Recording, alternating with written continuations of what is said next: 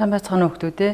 Та бүхэнд энэ өдрийн мэндийг хүргэе. За өнөөдрийн бидний үзэх хичээлийн сэдэв уншсан үлгэрийн төгсгөл хэсгийн үйл явдлыг хэрхэн өрнөхийг таамаглах.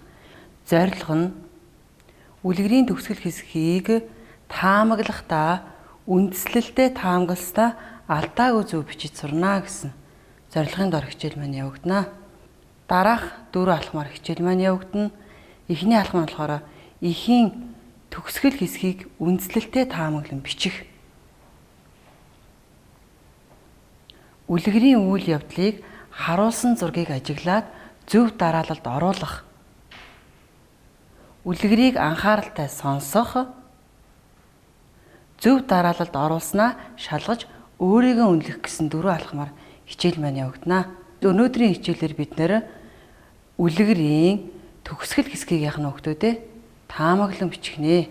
Таамаглан бичих гэдэг маань өөрөө альва нэг зүйлдээ тулгуурлан үндслэлтэй бичгийг таамаглан бичих гэж хэлдэг байна.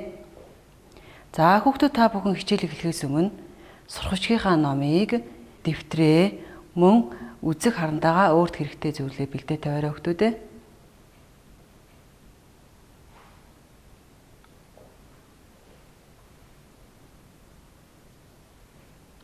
За багшийнхаа уншиж өгөх үлгэрийн эхлэл гол хэсгийг анхааралтай сонсоорой. Үнэн ч нөхөр. Урд нэг баян хүн хотож сайн нохоотой байв. Хөрөнгөө сайн хамгаалдаг гэж нохоодоо их хайртай байжээ. Гэтэл нохоо хөгшөрч залуугийнхаа адил байхаа болов. Тэрээр нохооноосоо салгаар шийдэж заваар авч явлаа. Баян хүн нохоогоо өшөглөн унахтал зав холборч эзэн усан дунжээ. За энэ үнэн ч нөхөр гэдэг үлгэрийн маань эхлэл хэсэг гол хэсгийг нь бид нар сая уншиж үзлээ. Тэгвэл энэ үлгэрийн төгсгөл хэсгийг яах нь хүүхдүүдээ таамаглан бичнэ гэсэн үг байна. За төгсгөл хэсгийг таамаглан бичхээс өмнө хүүхдүүдээ бүгдээрээ дараах асуултын дагуу ярилцъя.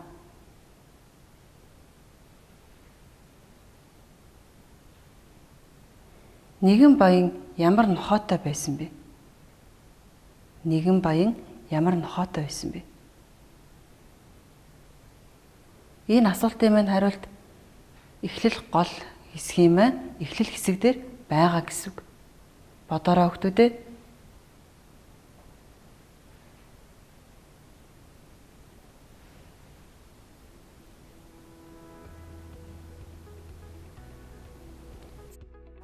Баян хотож сайн хөгшин нохоотой байсан байх нь.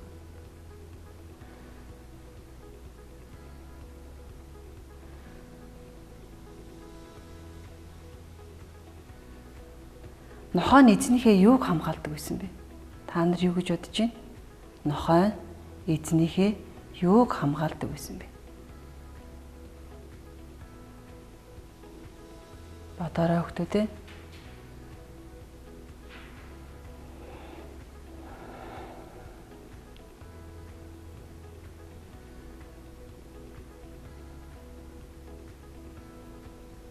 Нохоо эзнийхээ хөрөнгийг хамгаалдаг байсан.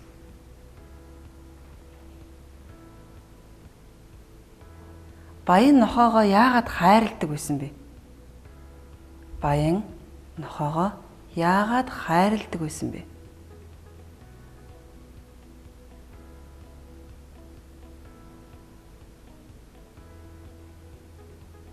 Түүний эд хөрөнгийг хамгаалдаг байсан учраас нохоогоо хайрладаг байсан. Түүний гэж хэнийг хэлээд байна вэ хүүхдүүдээ? Баян эзнийг хэлээд байна, тийм ээ? Хайрладаг мөртлөө нохооноосоо яагаад салахаар шийдэв? Хайрладаг мөртлөө нохооноосоо яагаад салахаар шийдэв? Бодоорой хүүхдүүдээ.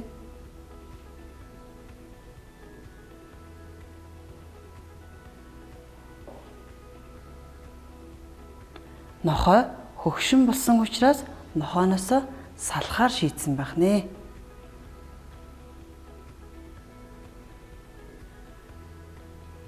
Хүүхдүүдээ бүгдээрээ төгсгөл хэсгийг таамаглан бичнэ. Таамаглахдаа яах вэ гэхээр эхлэл гол хэсгийн үйл явдлыг дахин уншина гэсэн хүүхдүүд. Аль нэг үг өгүүлбэрийн утгаас үндэслэл авч таамаглана. Жишээ нь эзэн нь усан дунсан гэж бичсэн учраас гэж яах нь ярьж бичих нь байна. За тэгвэл багш нь дараах зүйлүүдийг таамагласан байгаа төгсгөл хэсэг дээр.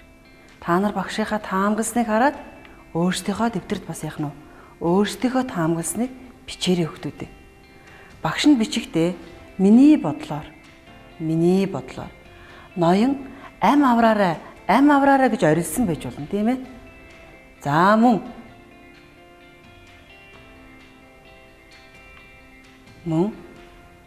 нохоо эзний аврахаар ус руу үсэрсэн байж болно. Миний бодлоор нохой эзнээ аврахаар ус руу үсэрсэн байж болох юм.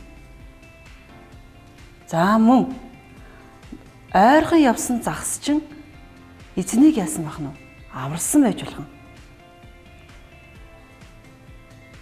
Мөн ноён сэлсээр ирэг дээр гарч өөрийгөө яасан байх нь аварсан байж болох юм. Ноён сэлдэг байж болох юм тийм ээ хүүхдүүдээ. За тэгвэл та бүхэн багшийнхаа таамагласныг уншсан учраас одоо өөрсдийнхөө дэвтэр дээр төгсгөл хэсгийг 1-2 өгүүлбэрээр бүтэн өгүүлбэрээр бичээрэй хүүхдүүдээ. Төгсгөл хэсгийг таамаглан бичихдээ та бүхэн дэвтэр дээрээ алдаагүй сайхан 1-2 өгүүлбэрт багтаан бичээрэй хүүхдүүдээ.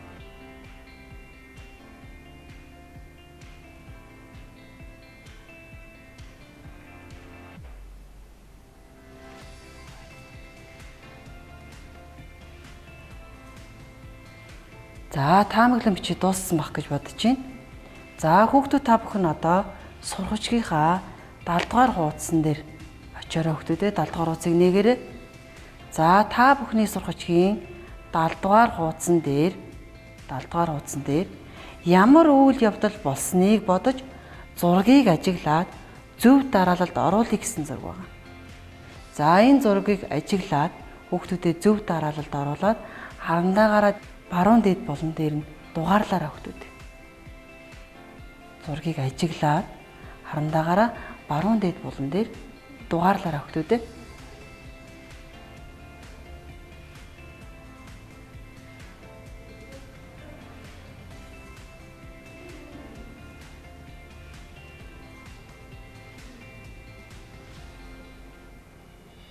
За дугаарлаад дууссан байх гэж багш нь бодож байна. За одоо тэгвэл бүгдээрээ үлгэрээ зөв дугаарласан хэсгээ шалгана гэсэн хүүхдүүдээ. За та нар яах вэ гэхээр сургуульчгийнхаа 70 дугаар хуудсан дээр байгаа. За ямар үйл явдал болсныг ажиглаарай. За багш нь мөн яасан бах нь самбар дээрээ байрлуулсан байгаа гэсэн. За багшийнхаа үнэнч нөхөр гэдэг үлгэрийг уншихад хүүхдүүд та бүхэн дугаарласан зургаа ажиглаад хараад сууж байгаа хүүхдүүдээ. Үнэнч нөхөр урд нэг баян хүн хотож сайн нохоотой байжээ. Хөрөнгөө сайн хамгаалдаг хэмээн баян нохоонд ихэд хайртай байдаг аж. Гэтэл хорвоогийн жамаар нохоо хөгширч залуугийнхаа адил байхаа болов. Баян хөгшин үнэнч нохоогоо залуу нохоогоор солих хэрэгтэй юм байна гэж бодов. Ингээд баян нохоогоо голын усанд живүүлэх санаад төрж түүнийг заваар авч явлаа. Баян голын дунд явж байхдаа нохоогоо өшөглөн унгаах гэж байгаад өөрөө усанд унчихжээ. За энэ хүртэл бид нар уншаад ойлгочихсон байгаа. Мөн төгсгөл хэсгийг бүгдээр яасан бilé? Таамаглаад дэвтэр дээрээ бичсэн байгаа. За тэгвэл энд байгаа төгсгөл хэсгийг сонсороо хүүхдүүдээ. Баянч голын усанд живээд үхэх гэж байтал нэг юм чирээд ирэг дээр гаргаж гин. Баян миний нүхтийн хинэн ирж намайг авраа гэж бодоод хартал өнөөх голоод байсан хотож нохоо байжээ. Ийхүү тэнэг баян нохооныхаа ачийг дахин мэдэрсэн гинэ. За тэгвэл одоо та бүхэн самарлаар арай хүүхдүүдээ.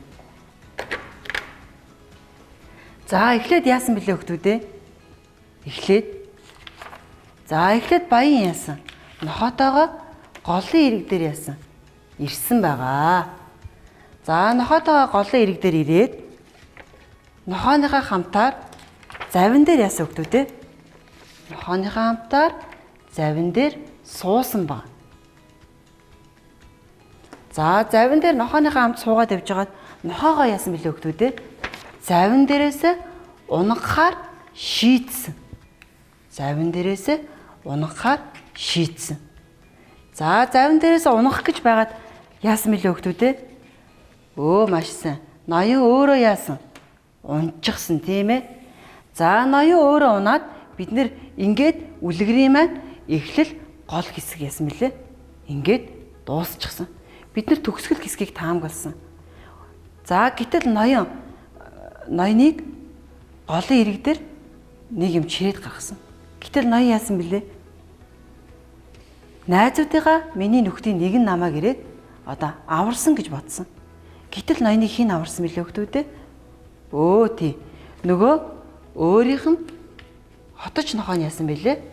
Ноёныг аварсан. Ноён ингээд эргээд яасан? Нохооныхаа ачийг яасан? Мэдэрсэн бэлээ. За ингээд энд үлгэрийн байна. Эхлэл хэсэг, гол хэсэг, төгсгөл хэсэг гэсэн зургийн дараалалтай байсан шүү хөгтүүдээ. За өөрсдийнхөө дугаарласандаа дахиад нэг ажиглаад үзээрэй хөгтүүдээ.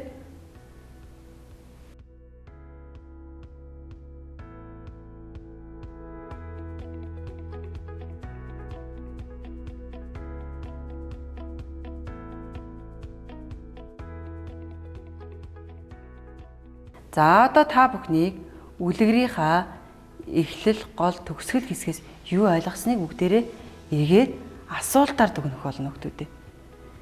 Баяныг уснаас хэн гаргасан бэ? Баяныг уснаас хэн гаргасан бэ? За 1 гэж дугаарлаж агаад дэвтэр дээрээ баяныг уснаас хэн гаргасныг бичээрэй. Баяныг уснаас хэн гаргасныг бичээрэй.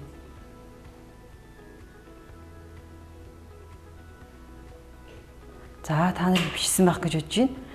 Баян ноёныг уснаас нохой гаргасан байх нь тийм ээ хөгтүүдээ. Дараагийнх нь. Хоёр дахь нь. Баяныг хэн аварсан гэж бодсон бэ? Баяныг хэн уснаас аварсан гэж бодсон бэ? За хариултаа дэвтэр дээр бүтэн өгүүлбэрээр бичээрэй хөгтүүдээ.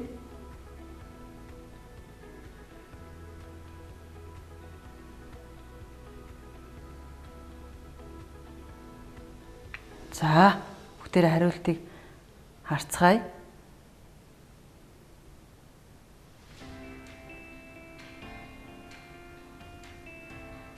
Миний нөхдийн хинэн намайг авраггүй бодтол хэн байсан мөлий хөгтүүдээ? Нохоо байсан тийм ээ.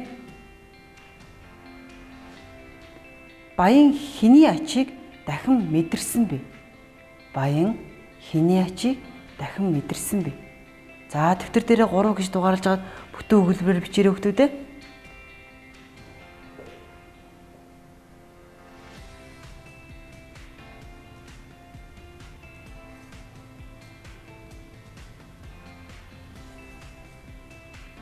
За баян хэний ачийг дахин мэдэрсэн бэлээ хөгтүүдээ? Баян нохооныхаа ачийг дахин мэдэрсэн байх нь тийм ээ. За нохоонд талархаж та нар юу гэж хэлэх вэ? Нохоонд талархаж та нар юу гэж хэлэх вэ? За 4 гэж бичиж хагаад бүтэн өгүүлбэрээр бичээрэй хөгтүүдээ.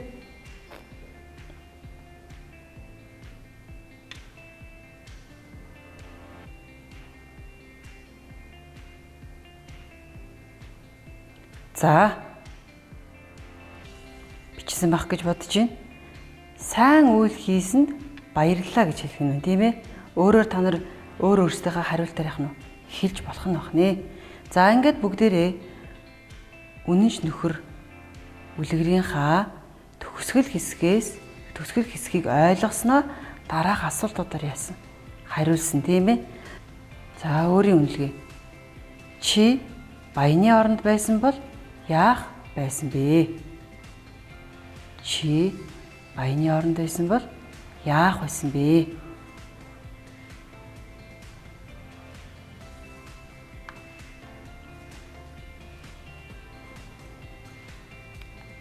За хүүхдүүдээ. Би одоо баяны оронд байсан бол гэд өөрсдийнхөө бодлыг бичээрэй хүүхдүүдээ. Би баяны оронд байсан бол гэд өөрсдийнхөө бодлыг бичээрэй. Бичгтээ алдаагүй цэвэр сайхан бичиж хүүхдүүдээ.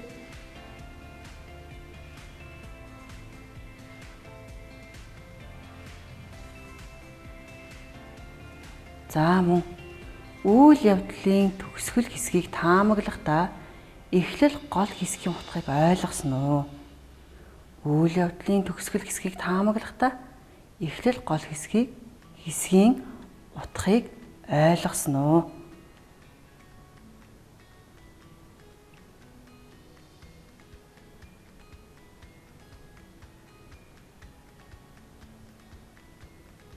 За дараагийн асуулт нь эхлэл гол хэсэг дэх ямар нэгэн үг өгүүлбэрээс үндэслэл авч цааш нь үргэлжлүүлж таамагласан уу?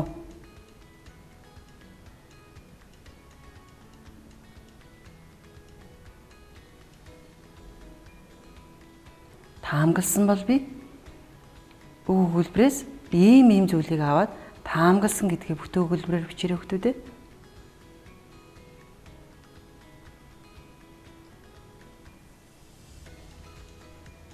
Таамагласнаа алдаагүй зөв бичсэн үү?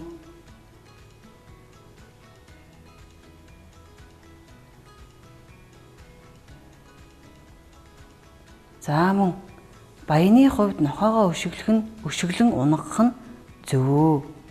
Баяны хувьд нохоогоо өшөглөн унгах нь зөв үү? Чи юу гэж бодож байна?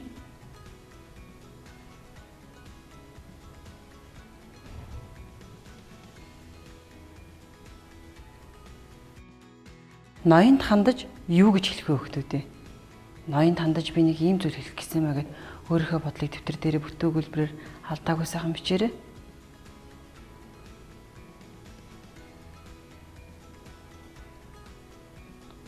Өнөөдрийн маань хичээл ингээд үгээр өндөрлөж байна. Хичээлд идэвхтэй оролцсон хүүхдүүд та бүхэнд баярлалаа. За та бүхэн бие даан хөгжих цагаараа ноёны зан чанарыг дүрслэн бичээрэй. Ноёны зан чанарыг дүрслэн бичээрэй.